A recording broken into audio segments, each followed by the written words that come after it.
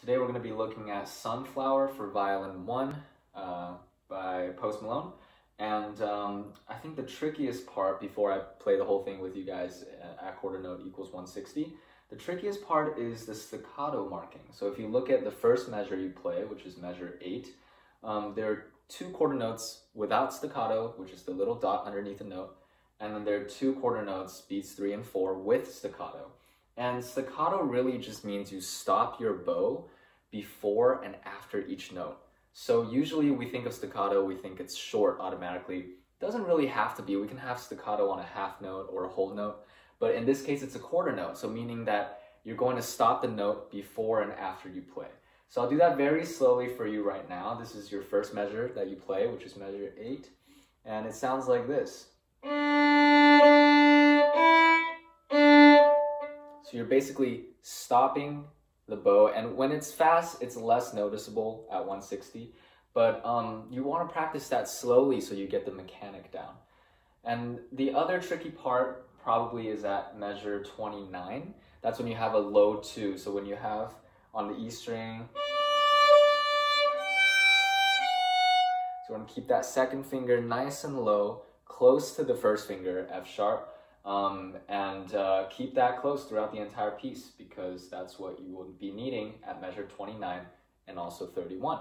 So here is Sunflower for Violin 1 at quarter note equals 160, and we're going to be skipping the solo measure. So before I play, I just want to clarify, I'm going to be skipping measure 49 through 50, the end of 56. So you're only going to play the 2D measures, but here is Sunflower.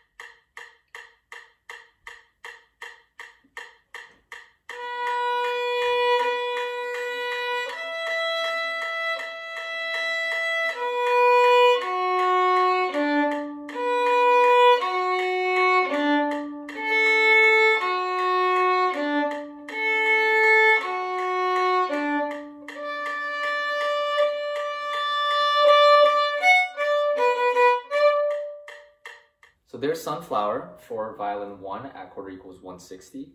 And a few reminders when you're practicing at measure 39 and 40, you don't have to use a fourth finger E. You can play open E if you want. I just did it to show you how it can be done with fourth finger.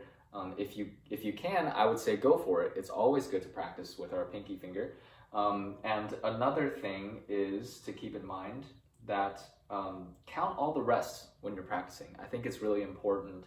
I know we're not sitting with our friends in orchestra right now, but it's really important to count the rests even when you're practicing by yourself, so that when you do get a chance to play with the whole group, you won't feel so lost.